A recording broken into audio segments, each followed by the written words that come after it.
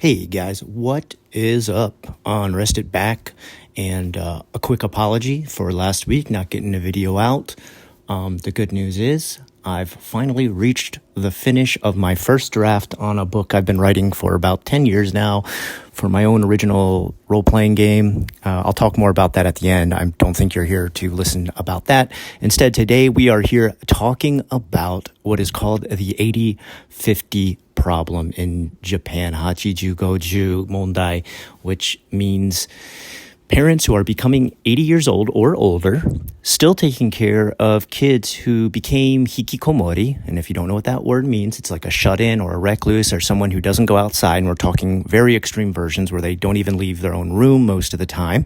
And they're now aging together, where the parent themselves is becoming of an age that either leads a elderly home care or some sort of home care wellness check. And the kid who has been home till the age of 50, I really shouldn't say kid at this point, is now either become a massive burden, financial burden, a care burden, and is not, giving the care back to the parent who obviously took care of them late into the age of 50. Whether or not you think this is right or wrong, or you think you have an idea for a solution to this problem, that's not the point here. We're talking about what kind of burden this creates for the parent. And to do so, I actually delved into a bit of an article. And I got to say thank you to my wife for this. She turned me on to this article and said, you need to read about this and learn a little bit more when you're talking about it. And it talks about some situations of how different parents deal with this, why the person themselves ended up becoming hikikomori, and how it has become a burden. And I think you have an idea that this is more common in Japan, which it is, but I think you may not fully understand the scale of how many people do this. And we're going to get into that. We're going to get into the numbers, and the numbers themselves come from Japan's own government-based studies. So I'm not just pulling these sources out of my ass. These are coming from within Japan itself. If these numbers are this high, and it's coming from a source of the Japanese government, you might be able to imagine that the actual number is even higher, because most times Japan downplays stuff so as to save face. So it is kind of scary to hear. Let's begin. I'm reading a translated version, so this is going to have some really sort of all over the place translations, and I'm going to do my best to translate it as I read through. It said, my eldest son skips school. Even though I am a teacher's child, I have to go back to school. A father who was worried because he couldn't talk to anyone. That's the name of the article. Very long article name, but whatever. If you're wondering the source, it's Yahoo Japan. Yahoo is huge in Japan. I know it's kind of fallen off in America a long time ago, but Yahoo is used probably as much as Google is in America. Increasing the burden on families, hikikomori, who are now supported by parents who have aged out due to prolonged aging, physical or mental exhaustion, and economic anxiety, are unable to see the future for their child. I talked to a man in his 70s who lives with his eldest son in his 40s, who has been living in a shut-in situation for almost 30 years. So this is a reporter who went around and talked to a bunch of different families about their situation of now reaching retirement age themselves, and their kid, I always say kid, but their grown adult child has never, ever taken off. There's been a failure to launch as far as them getting married, them starting a family, them starting a career. Not saying everybody needs to start a family or, get married. I do kind of hope everybody does some kind of work, though. I mean, it does give your life a bit of meaning. So first of all, it starts out with a list of reasons for becoming hikikomori. And I guess what the interviewer did here was go around to a couple of different families and get the reason why. So these are kind of quotes from those families talking about why their child became a hikikomori. It says, I'll go every morning around 9 a.m. The man calls out to the front door of his eldest son's room. There are a few replies. I take the car to the seaside and try to kill time by reading books by my favorite authors for 1 to 2 hours in the car. On the way home, I stop at the supermarket and return home after. When no one is at home, my son finally leaves his room and spends his time in the living room. I want to increase that time as much as possible, the man says. So he tries to give his eldest son as much time as possible. Like, a super sad situation. I know some people are probably thinking, like, well, why the hell don't you just kick the guy out? It's not that simple. And other people probably think, why don't you get him mental help? Well, again, it's not that simple. First of all, mental help in general is still very, very new to Japan. Getting your child, or adult child for that matter, psychological, psychiatric, psychologist, any kind of help like that is still very new, very fresh. And you're also asking for this to be done for a person who doesn't even leave their room, let alone leave the house. Then you'd probably say, well, isn't there like travel psychologists who would come? Yes, you're right. But guess what? National health insurance, the insurance you get in Japan if you work a job, usually the way you pay for it is, depending on how many hours you're working and stuff like that, it's usually, well, at least during the time that I worked in Japan, I had to pay 30% of it, and Japan paid 70% of it. It made things very, very affordable. It did not cover psychological help, though. That's not covered under your health insurance. So you would have to pay out of pocket, and paying for a psychologist to come to your house and talk to your child through the door, I'm unsure of how much that would cost. I would imagine it would not be cheap. So if we're already talking about people who are kind of financially squeezed, asking them to go out of their way to spend money on that on top of this is a bit of a tight fit. If you don't already know or didn't listen to my last video, Japan's economic situation is not great right now. A lot of people have not received an income bonus or an income raise in almost 30 years at this point. Ever since the bubble era of the 90s has popped, the jazz deck in Japan's economy in general has spiraled downwards continuously, now even to a point where most of the economy is being held up via tourism. So you're really asking a country full of people strained financially to spend extra on the side to get a service which is super rare and still kind of experimental. I say experimental. It's not like I'm thinking psychology and psychiatry are experimental and they don't work. They do. But Japan looks at it in that way, and they've kind of only sort of experimented with dealing with these problems. To give you an idea alone, things like ADHD, autism, things like that, they've only really been recognized in Japan since about the year 2013. So we're talking very, very late into the game as far as how they deal with psychological and social issues of the mental kind. And a lot of people, I think, if you came here and heard about how people viewed them or faced them, you would feel very much so like you were reading a book out of the 1950s from America, where you lock the crazy aunt up in the attic or something like that. There's still a lot of family shame and a lot of sort of hiding the problem, avoiding the problem, or not talking about the problem rather than actually facing it, which is, it's pretty sad. It's pretty scary. It really makes me worry about the future of Japan, especially these parents dealing with this kind of thing. This next one says, when his eldest son was in the 6th grade of elementary school, he couldn't get used to the school he transferred to. And in the morning, he said, I have a stomach ache. And that's how it started. Even if you feel unwell in the morning, you will often get better by the noon. One day, a classmate who visited my home told me that I was taking a break and skipping. So I started to keep the curtains in my room closed all day so he would not bother me. I guess this is from the view of the Hikkikomori person. Now, it doesn't say there's not a follow-up to say now this person's better now. They finally left their room and stuff. It's a shame to skip school. We have to put it back on the rail of school. I think this is just poorly translated. It's a shame to skip school. So it says zanen. We have to put it back on the rail. It means we got to get back to a regular routine of going to school every day. The former teacher and his wife thought so. A time when I felt rewarded and passionate about my work was when my child was going to school. Later, I was worried about the denity. I don't know what that translation means. I guess the shame that I, as a teacher of a child, and couldn't talk to anyone. Rather, he blamed his eldest son, saying, "Why don't you go to school? I can't be a good adult if you don't go to school." Okay, so let me try and weave my way through that sort of translation. Pretty much he's saying he works as a teacher and he teaches at a school when his very own son doesn't go to school. Now, that doesn't say if he's teaching at the same school that his son doesn't go to. I don't think that is the situation. Usually that's not the situation in Japan. But what he's saying, he feels like less of an adult, less mature, because even though he teaches kids every day who come to school, he can't even figure out how to talk to his own son and convince him to go to school.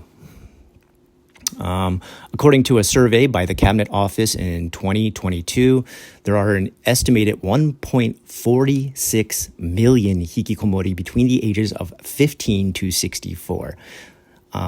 In a family survey conducted by the NPO Corporation and KHU National Hikkikomori Family Federation in 2024, it should say that, the triggers of hikikomori give multiple answers. They were ranked in order of the most human relationships at school. 50% saying bullying and violence at school made them become a hikikomori. 29% said their own family relationships made them become hikikomori. And 25% answered, "I don't know." My eldest son's truancy continued even when he was in junior high school. If you don't know what truancy is, it means skipping school. It's a word you almost never hear unless you're actually a teacher, being truant or truancy policy. When I took him to the hospital on suspicion of a mental illness, the doctor said, "He's not sick. You need to review your parent-child relationship." He was hospitalized for about a week, but he was threatened to wear restraining clothes. I guess they mean a straitjacket, which only instilled distrust of the doctors I took him to. Yeah, see, like I said, so things are kind of in the Stone Age when it comes to mental health. He was enrolled in a correspondence high school for about 7 years without asking about his intention. However, he voluntarily dropped out of the school because he couldn't get credits. From that time on, he started to run amok by drilling holes in the walls and doors of his home and breaking things. Wow. You usually don't hear about this turning violent, but there is certain situations. One of the scariest things I've heard about recently is that you have this 80-50 problem where the parent is becoming 80 plus years old and the child, like I said, 50 plus, and that person is needing care now. And there was a recent story not too long ago where the father needed to give the mother a bath because she was already to a point where she was in a wheelchair, crippled. She needs, assistance. And he told his son, "Hey, can you come over here and help me lift her into the bath and take care of her so that we can finish this part of the day?" And apparently at that time, his favorite anime is on. And no, I'm not joking about this. I'm not making this up as some kind of weeaboo or otaku joke. And because he wasn't coming to help, the dad came in and turned off his TV and was like, "Look, dude, you need to come in here and help me right away. I'm sitting here waiting for your help. Your mother's getting cold. She's sitting there naked, unable to bathe herself. Help me pick her up and put her in the bath." And instead of helping, he ended up first strangling the father and then killing his mom after that, and then went back to watching his anime. When asked by the police why he did it and stuff, he said, "I was sick of trying to help. That's not my job." And because they're like, "Well, then why'd you kill your mom after that? She didn't do anything." And he said, "Well, I feel like she couldn't have lived without my dad, so I killed her too." It's just Jesus Christ, man. This is a situation where the state needs to intervene and do a interview to find out a welfare check as to what people need assistance with and everything like this. But oftentimes this doesn't happen. There's no government organization or anything that kind of takes care of this hikikomori situation. So it's kind of rough. Here's another one. It said, there are many cases where parents try to let their children out of impatience, but it is prolonged. So they're saying there's many cases where they try to let their kid, stay home and think like, oh, he'll get over this and then he'll go back. Toshio Hasegawa, an honorary professor at Hokubai Gakuen University, who is familiar with family support, points out that it is important to reduce parents' anxiety, not to try and change their children, but rather get help for their children. So he's saying the government needs to do a little something more. They need to step in. If you've got 1.46 million people dealing with this, it is I'd say, nationwide crisis in which, if we had, correct me if I'm wrong, but I think if there was something that was keeping people locked away for this long in many other countries, they would eventually resort to realizing we need a special unit, facility, government department to take care of this nationwide problem. This is not something that happens quickly in Japan. I actually asked my own wife about this. I said, does Congress or the Diet, which is, government's form of, Japan's form of parliamentary government, and I said, did they ever talk about this problem? Did they ever bring it up? And she said, yeah, they kind of have debates and stuff about it, but they don't actually put anything into words or write any laws or do any legislation or create any groups or do anything about it. They just say oh, it sounds real sad. Zanen, shogunai, nothing can be done. What a shame, nothing can be done. So nothing really ever gets put into action as far as taking care of the situation. This is another sad one. It says, when a man was held for a reward at his school for being appreciated as a head teacher, he received a request from the PTA officer to give a lecture talking about how to prevent a parent from dealing with a hikikomori. So I think what they're trying to say here is he was being honored as someone who had been a head teacher there for a very long time. As an honorary teacher, they were like, hey, can you come to the PTA, the parent-teacher administration, where they come and talk about kids and parents and everything together. We've got our own version of that called PAC. And he was supposed to go there and give a speech about how can you prevent your kid from staying home due to anxiety or bullying or problems at school and not let them become a hikikomori. And he said, that's when I finally had to admit that my own son was a hikikomori. I declined with that reason and then asked the principal to be demoted as a general teacher again. That is awful. So when he was finally approached to talk about this, he had pretty much kept it a secret the whole time. And then when they said hey, you've been a head teacher here for a long time, you know students better than anyone else. The PTA is dealing with some parents who have their kids who've become hikikomori, and they'd really like you to give a speech about, ways they can prevent it from happening. And he said, actually, I've never talked about it, but my own son is this. And that really makes me unworthy to talk about this because I've never prevented it. And in fact, I feel so ashamed of this that I should no longer be a head teacher. And he asked for a demotion, which is just heart-rending, absolutely bone-crushingly sad. In KHJs, that's Japan's Hikkikomori Association that researches this stuff, the 24-year family, and this is a private organization, this isn't government run. So if you're like, wait a second, Scott, I thought you just said there's not a department for that. There's not. This is a privately run company. 24-year family survey. The prolongation of hikikomori and the aging of the parties are noticeable. 51% of cases had a period of more than 10 years of seclusion, and the average age of the parties was 35.6 years old. So they're aging up is what they're talking about. This used to be mostly around middle school age to high school age kids. It wasn't as common to see it in young adults and stuff like that, 20 and up. It is becoming far more common now due to everything from just hard to find a job in your field once you graduate to workplace bullying, power hara, which is power harassment at work and stuff like this. I'm sure these are actually things you've experienced yourself before in America. And I do think that in general in America, we do have this problem to a certain extent. There are people who do feel shut out of something they studied in as far as a subject in school, college, what they wanted to get their degree in, not being able to find a job in that, still living with the parents for a very long time. And I have people respond on videos like this and say like, I'm also a hikikomori. I only leave the house to go to my job and shop at the grocery store, and then I never talk to anybody. And it's like, no. That's not actually hikikomori. Hikikomori is totally shut in. They don't work jobs. They don't even shop at the grocery store most of the time. There's very few that actually do that. For the most part, these are people who don't even leave the childhood room in their house, even into the age of like what we're talking about now, 40 and 50 years old. So this is like what they're talking about when they mean hikikomori in Japan.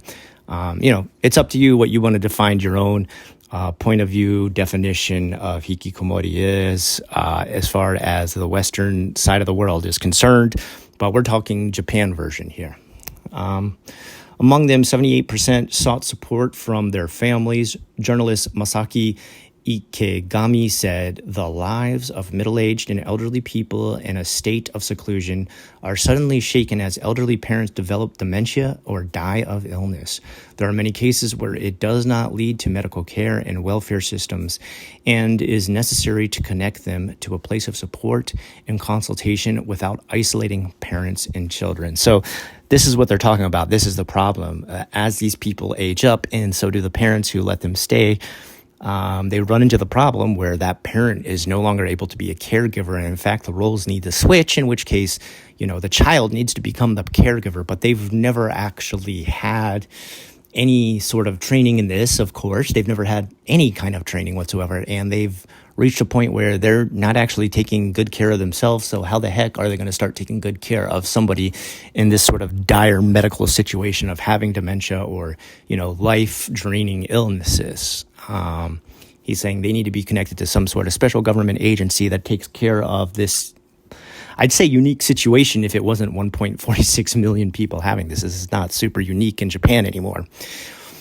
This increases the burden on families who support the people who are reclusive, and it has become an issue due to prolonged aging. Physical and mental exhaustion and economic anxieties are getting higher and higher and only seem to get higher for the future.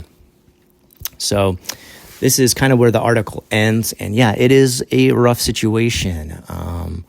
I know a lot of people think about this and they mostly think of it as kids skipping school, but we're talking about people who have a complete failure to launch as far as their future is concerned within Japan. Now, comments that I normally do get when I talk about this situation in Japan is, why didn't the parent just kick them out?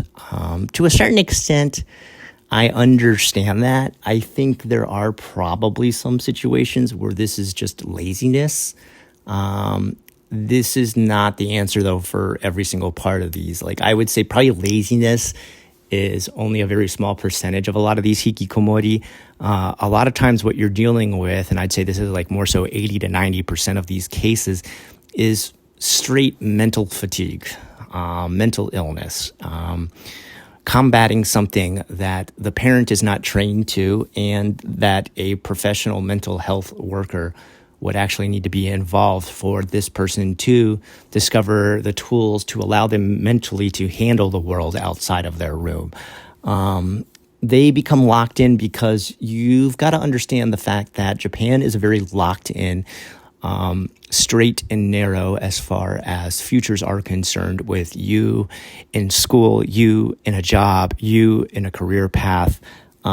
You major in something, you take a trade school in something, and you get either maybe a license in something, and you are in that job, in that field forever, pretty much. That is usually how things work in Japan. It's not like America where, every few years you kind of change jobs, work at a new place, maybe even take like a sort of tangent career path. Your career path goes in the form of a dichotomy, and you're working kind of in the same field but in a different department and stuff like that when you take a job at another company. This does not happen. Usually you train in a job through college or trade school. You take that job from a job fair as soon as you leave college or trade school, and then you work that one all the way up until retirement, oftentimes staying with the same company your entire life. Lifetime employment is still very common in Japan. And when that person gets booted from that job, or deals with harassment from that job, or doesn't get along with the people at that job, they feel like their life is over. It's not like in America where you think like, okay, so you hated the people at that job, just go work somewhere else, man. What are you talking about? Like, don't just don't just say you can't work anywhere now because you had a bad situation at one job. Yeah, it's not quite as easy as that. The worst part I'd probably say is the school situation is really rough, because if you're going to public school, the only public school you can go to is the ones that are in your district or your ward. I know in America, like, you have a lot more options as far as like a private school. Obviously, yes, you do have private schools in Japan, but they are not cheap. There's no charter schools. So charter schools is another option we have in America. And then public schools, I'm not sure. I think it differs with every state as far as what the policy is. I think there actually is some policies where you do have to stick to the same district. But I think a lot of states in America, if you want to go to a different public school that's outside of your district, or, you know, your address code or whatever like that, you're more than welcome to. They might not have a bus running to your area, but your parent can drop you off. And they're, you know, it's public school, it's free. They're not going to complain. They're just going to be like, yeah, sure, go ahead, enroll. In Japan, not that easy. You can't do that. They just be like, no, that you can't go to that school. You're not in that district. And they're like, yeah, but, you know, I'll drive my kid there every day and drop them off. They'll be like, no, you can't. Like, you have these options in your district, and that is it. And that's a big problem with Japan. Like, changing the rules, making new rules, going outside of those rules is often very, very difficult for them. They're like, we set it up this way. You got to follow this way.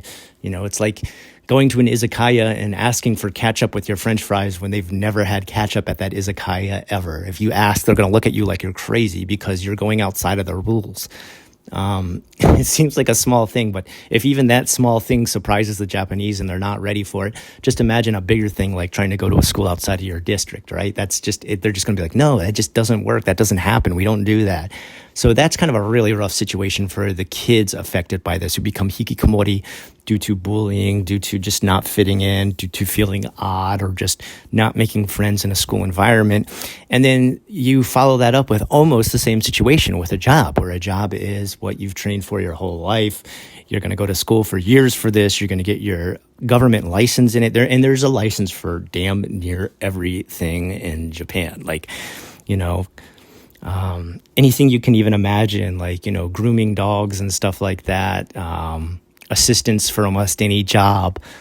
You've got to get like a license in it, and there's the government version of that license. And once you've got it, it's very easy to get employment in Japan. Once you've got a state license, I shouldn't say state, there's no states, prefecture.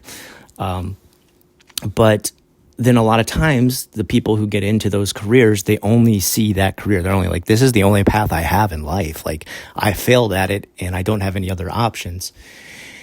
And then getting away from home after that, they just can't even imagine it. They just kind of give up. They just see like they've had an obstacle suddenly put in front of them, and the life path that they chose, and now that obstacle is there, there's no moving forward. So that's rough. That's really a difficult situation. Now, of course, you know, there is other ways you could get around this. For example, you could go into a different trade school. You could learn a new license. Yes, that is possible. You do get kind of back into financial situations then, like, can you afford to do that? I mean, now you're supporting someone in the house who's not working. So I don't know, you know, it's a really rough situation. What I would love to hear is you guys discuss it below about what you think could be done, what you would do in this situation if you were the parent of a child like this, or if you were a parent of an adult in this situation. How would you handle it? I would like to hear your answers below, and any questions that you have in the comments, of course, too. Maybe I can address them in a future video, because this always does bring up some great dialogue about, you know, why doesn't Japan do this? Why does this keep happening because of this? Like, why don't they? And these are good questions. These are probably things that Japanese people have asked each other and themselves, and, you know, I'm sure these families have asked before too. So I guess any future notes coming up, I'm going to be on Hiko Simon and Give Me a Break Man's 2.5 Oyajis. Most likely in the next couple of weeks, it'll probably be a Saturday. Of course, I'll give you another warning before that comes up. And I hope the rest of the summer is going great for you guys. I am having a very pleasant time here in Japan, loving every day with my family, and very happy that I've finished the first draft on a book I've been working on for a very long time. And I hope by the end of this summer, I believe it will be up for free in a PDF format for you guys. It is called Oracles of the Void. It's a TTRPG, tabletop role-playing game. And it'll be free for everyone to try out, to use themselves. It is the first edition, though. It'll probably have to have some rewrites once I figure out what rules people struggle with. But I can't wait to put it out for free and just hear people being able to play with it and see what they think about it. And then, of course, I'm going to be adding a bunch more appendixes and all different types of add-ons for it. But yeah, it's been a pretty productive, pretty good, pretty happy summer so far. And I hope that's what you guys are having too. Anyway, until next time, I've been Unrested, and I'll talk to you again real soon.